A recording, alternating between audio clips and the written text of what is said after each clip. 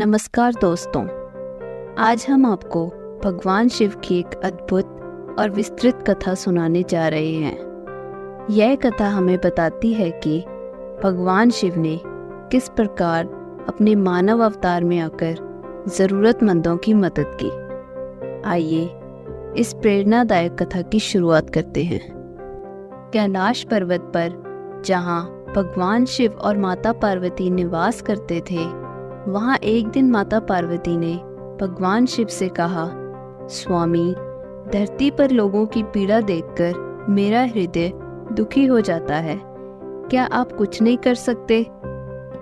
भगवान शिव ने गंभीरता से माता पार्वती की बात सुनी और अपनी तीसरी आंख से धरती का निरीक्षण किया। वे देख सकते थे कि लोग भूख, बीमारियों और अत्याचार से पीड़ित हैं। शिव ने तय किया कि वे एक साधारण मनुष्य का रूप धारण करके पृथ्वी पर जाएंगे और लोगों की मदद करेंगे। इस प्रकार भगवान शिव ने मानव रूप धारण किया और शंकर नाम से पृथ्वी पर अवतरित हुए। शंकर एक छोटे से गांव में पहुंचे जिसका नाम था शांतिपुर। यह गांव एक समय में बहुत समृद्ध था, लेकिन अब यहाँ के लोग गरीब और निराश थे। गांव में चारों ओर अंधकार और पीड़ा फैली हुई थी। गांव के लोग बुरी हालत में थे, खेतीबाड़ी भी नहीं हो रही थी और बारिश भी समय पर नहीं हो रही थी। शंकर ने गांव में प्रवेश किया और गांव के लोगों से उनकी समस्याओं के बारे में पूछा। लोगों ने बताया कि कैसे वे लगातार सूखा और बीमारियों से जूझ रहे हैं। उन्होंने यह भी बताया कि गांव का प्रधान धनीराम भ्रष्ट और लालची है, जो गांव की सभी संपत्ति को अपने पास रखता है और लोगों की मदद नहीं करता। शंकर ने लोगों की बात ध्यान से सुनी और फिर प्रधान धनीराम से मिलने का निर्णय लिया। उन्होंने धनीराम के घर जाकर उससे कहा, प्रधान जी, गांव की स्थिति बहुत खराब है। लोग भूख और बीमारियों से मर रहे हैं। क्या आप उनकी मदद नहीं कर सकते? धनीराम ने हंसते हुए कहा, मदद? ये लोग अपने ही कर्मों का फल भुगत रहे हैं। मेरे पास इतना समय नहीं है कि मैं इनकी समस्याओं पर ध्यान दूं।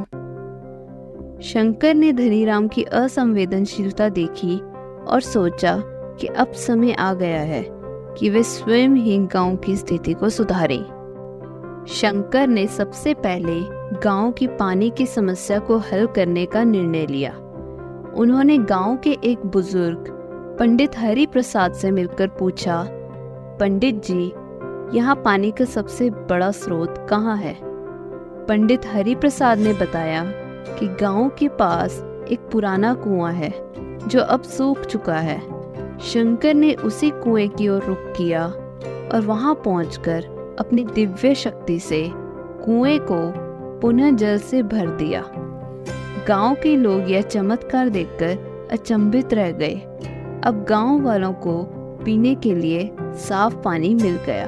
इसके बाद शंकर ने किसानों की मदद करने का निर्णय लिया। उन्होंने गांव के किसानों को उन्नत खेती के तरीके सिखाए। उन्होंने बताया कि किस प्रकार वे कम पानी में भी अधिक फसल उगा सकते हैं। शंकर ने गांव में उन्नत बीज और खाद का भी वितरण किया। धीरे धीरे किसानों की मेहनत रंग लाने लगी और फसलें अच्छी होने लगी।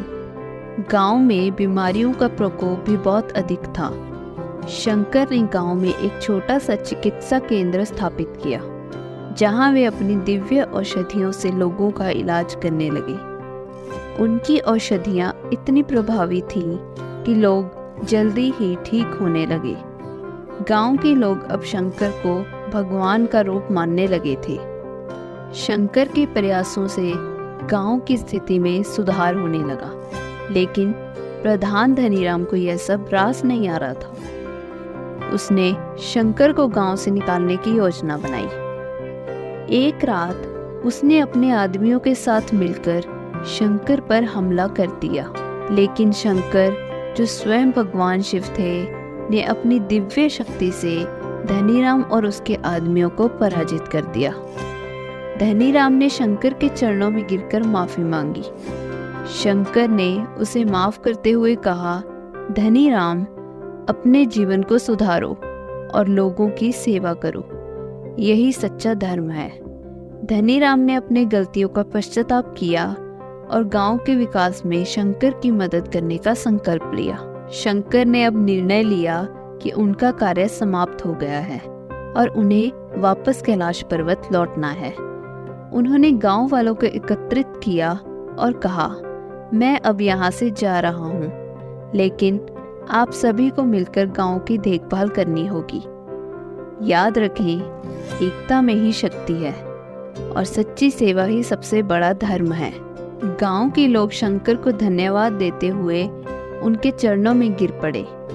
शंकर ने सभी को आशीर्वाद दिया और एक दिव्य प्रकाश में परिवर्तित होकर कैलाश पर्वत की ओर प्रस्थान कर गए। तो मित्रों, यह थी भगवान शिव के मानव अवतार की कहानी। इस कथा से हमें यह सीखने को मिलता है कि किसी भी परिस्थिति में मानवता की सेवा सबसे बड़ा धर्म है। हमें हमेशा एक दूसरे की मदद करनी चाहिए और मिलकर काम करना चाहिए। अगर आपको ये कहानी पसंद आई हो तो कृपया इस वीडियो को लाइक करें, शेयर करें और हमारे चैनल को सब्सक्राइब करना ना भूलें। धन्यवाद।